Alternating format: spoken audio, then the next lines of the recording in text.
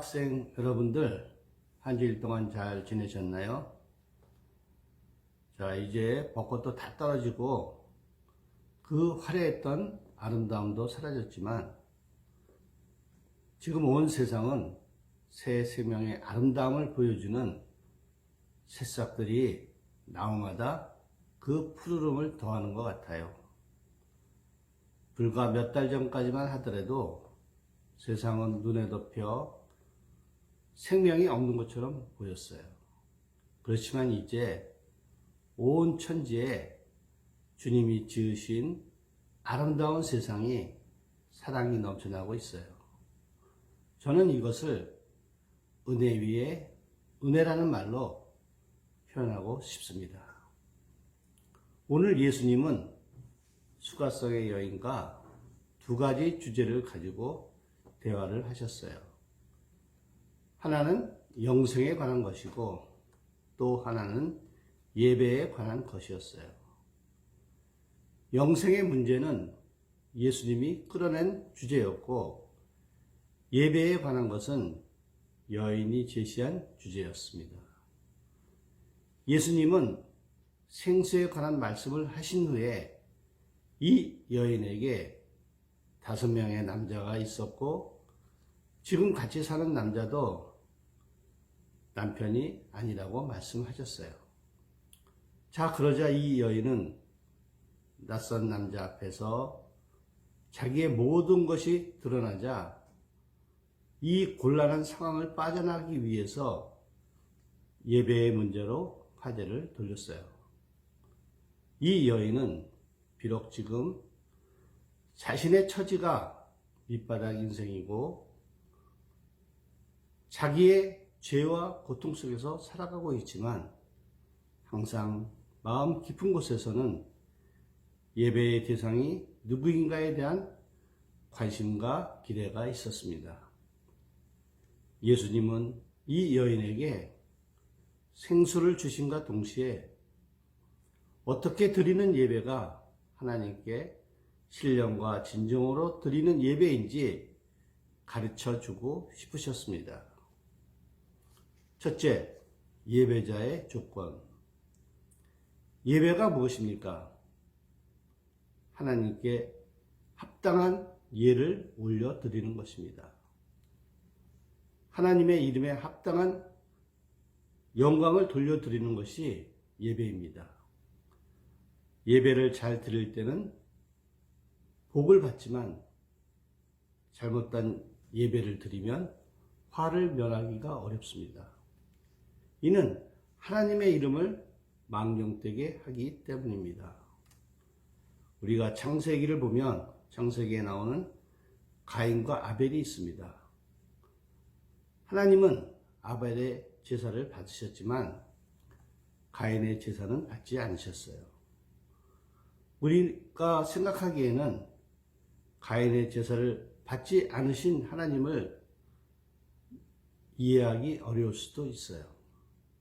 가인도 나름대로 자기가 수확한 제물로 정성껏 하나님께 드렸기 때문입니다. 그러나 하나님이 원하시는 제사는 그런 제사가 아니었어요. 하나님이 원하시는 제사는 성결한 짐승을 잡아 그 피를 뿌리고 그 살을 태워서 연기가 하나님께 올리는 것이 하나님이 원하시는 제사인데 가인은 자기가 좋은 생각대로 예배를 드렸기에 하나님은 받지 않으신 거예요.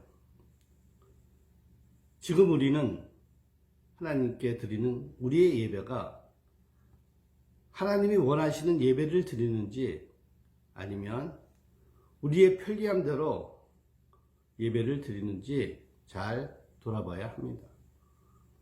종교개혁자 마틴 루터는 하나님을 모시고 있는 자는 반드시 그에게 맞는 합당한 예배를 드려야 한다고 했습니다. 그러기 위해서는 예배자는 예배를 드리기 위한 몇 가지 조건을 구비해야 합니다. 첫째, 요한복음 3장 7절에 내가 네게 거듭나야 하겠다는 말을 놀랍게 여기지 말라. 이 말씀은 예수님이 니고데모에게 하신 말씀입니다. 물과 성령으로 거듭나야 한다. 즉 중생의 체험이 있어야 한다는 말씀입니다. 둘째는 3장 14절에 모세가 광야에서 뱀을 든 것 같이 인자도 들려야 하리니, 즉 죄의 사함을 말하고 있습니다. 주님은 우리 모두가 하나님 앞에서 진정한 예배를 드리게 하시려고 십자가 위에서 죽으셨습니다. 모세가 뱀을 장대에 단 것처럼 자기 외아들을 십자가에 높이 매달으셨습니다. 우리 가운데 죄 씻음을 받은 확신이 부족한 자들이 있습니까? 주여 나의 죄를 용서하여 주시옵소서. 그리고 십자가를 바라볼 수 있는 믿음을 주시옵소서. 하나님께 예배하는 자는 중생과 죄 사함이 있어야만 진정한 예배를 드릴 수가 있습니다. 둘째, 예배의 유일한 대상은 오직 하나님이다. 바른 예배란 어떤 것입니까? 요한복음 4장 23절 24절에 아버지께 참되게 예배하는 자는 영과 진리로 예배할 때가 오나니 곧 이때라. 아버지께서는 자기에게 이렇게 예배하는 자들을 찾으시느니라. 하나님은 영이시니 예배하는 자가 영과 진리로 예배할지니라. 여기서 예배하는 대상이 하나님이심을 분명히 하고 있습니다. 우리 모두는 아버지께 예배하는 자들입니다. 19세기 중엽 미국의 헨리 워드 비처라는 유명한 설교자가 있었습니다. 그의 아버지도 아주 유명한 설교자였고, 그의 누이 동생은 미국 노예의 참혹성을 폭로한 유명한 소설 톰 아저씨의 오두막집을 쓴 스토우 부인이었습니다. 헨리 목사님은 그 당시 사회 문제였던 노예 제도를 신랄하게 비판하였습니다.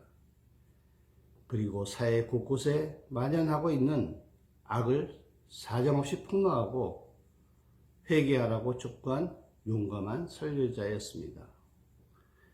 자연히 많은 사람들이 그의 설교를 듣기 위해서 모여들었습니다. 어떤 때는 교회 밖에서 줄을 서서 기다리기 할 정도였습니다. 어느 주일 설교 시간이 되었습니다. 교인들은 당연히 헨리 목사님이 강단에 서실 줄 알았는데, 누군지 잘 알지도 못하는 목사님이 강단에 서신 것입니다. 바로 반응이 나타났습니다. 교인 가운데 얼마의 사람들이 실망하고 그 자리에서 일어나기 시작하였습니다. 이 광경을 본 초청 목사님은 이렇게 말하였습니다. 여러분들 가운데 헨리 목사님에게 예배 드리기 위해 오신 분들은 지금 다 나가십시오. 그러나 하나님께 예배 드리기 위해 오신 분들은 그 자리에 앉으십시오. 이 말에 나가던 자들이 가책을 받고 대부분 다시 자리에 앉았다고 합니다. 이 이야기를 들으면서 우리가 곰곰이 생각해야 할 것이 무엇입니까? 주일날 우리는 무엇을 위해 예배 시간에 참석을 합니까? 하나님을 경배하기 위해서입니까? 설교를 듣기 위해서입니까? 물론 그 두 가지가 목적이 됩니다. 하나님을 경배하며 좋은 말씀을 듣는 것은 우리 모든 성도들의 기쁨입니다. 그러나 설교 듣는 것이 목적이요, 대상이 된 자들이 적지 않습니다. 어느 목사가 설교를 잘한다고 하더라.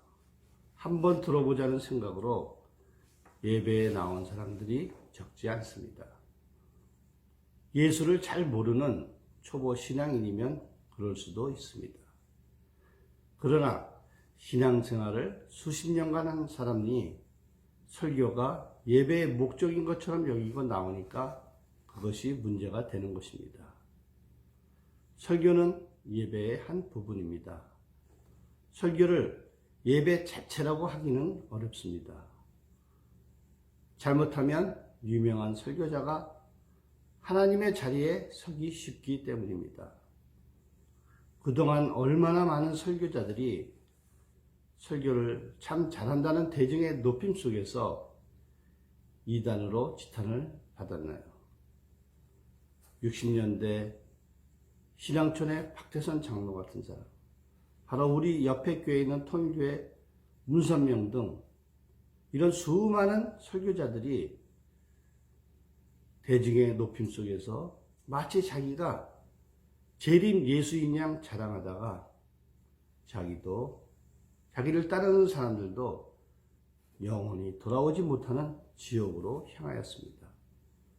그래서 유명한 설교자들은 자주 이렇게 선포해야 합니다. 세례 요한이 설교할 때 온 유대가 들썩거렸습니다. 천국이 가까웠느니라 회개하라는 그의 외침에 대제사장들도 바리새인들도 세리들도 청년들도 할 것 없이 신분의 높낮이에 관계없이 자기의 죄를 회개하고 세례를 받았습니다.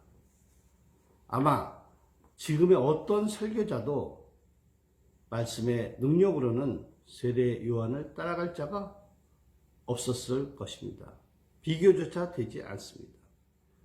그는 엘리야가 아니냐, 메시아가 아니냐는 칭송을 받았고 그의 능력은 예수님도 여자가 낳은 자 중에 이 세상에서 가장 큰 자라고 인정을 하셨습니다. 그렇지만 세례 요한은 자기의 분수를 지키며 주의 길을 예비하기 위해 먼저 온 광야에 외치는 소리에 불과하다고 자신을 철저하게 낮추었습니다. 설교자는 하나님의 말씀을 전파할 때 세례 요한의 겸손을 생각하며 자기처럼 벌레만도 못한 죄인이 하나님의 은혜로 말씀을 증거함을 항상 감사하며 한 말씀이라도 제대로 전해야 전하는 자와 듣는 자가 하나님께 제대로 된 예배를 드릴 수 있다는 것을 명심하여야 합니다.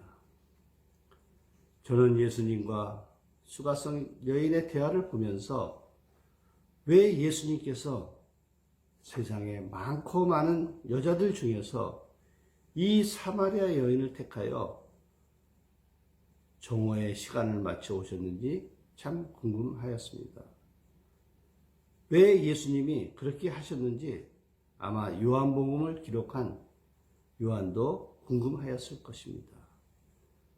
유대 여자도 아닌 사마리아 여자를 저는 나름대로 그 해답을 요한복음 4장 20절에서 찾을 수가 있었습니다. 우리 조상들은 이 산에서 예배하였는데 당신들의 말은 예배할 곳이 예루살렘에 있다 하더이다. 사마리아 여인의 삶은 비록 세상에서 손가락질을 받고 최하류의 인생을 살아가고 있지만 그 여인 마음 깊은 곳에는 하나님께 대한 예배의 궁금증, 갈증이 있었습니다.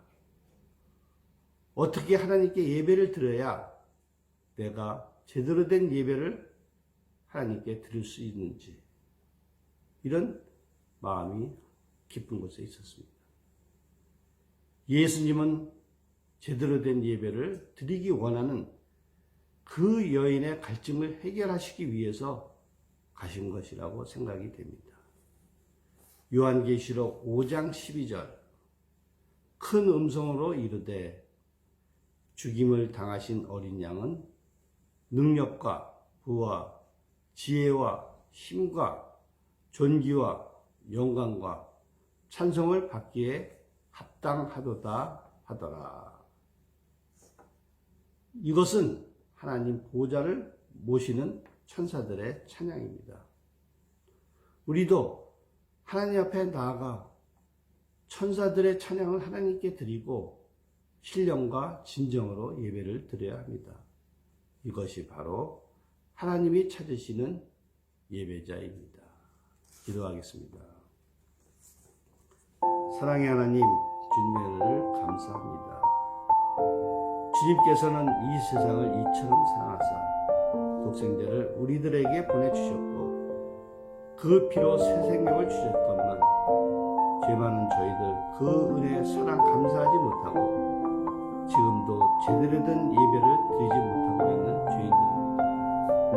주님, 우리들의 죄를 용서하여 주시고 물과 성령으로 거듭나 중생의 체험과 죄의 사함으로 주님 앞에 신령과 진정으로 예배드리는 예배자들이 되게 하여 주시옵소서. 예수님의 이름으로 감사하며 기도 올렸사옵나이다. 아멘. 자, 우리 다음 시간에는 요한복음 4장 25절에서 30절까지 신령과 진정으로 드리는 예배, 하나님을 바로 알고 드리는 진정한 예배는 어떠한 것인지 우리 말씀을 나눠보기로 하겠습니다.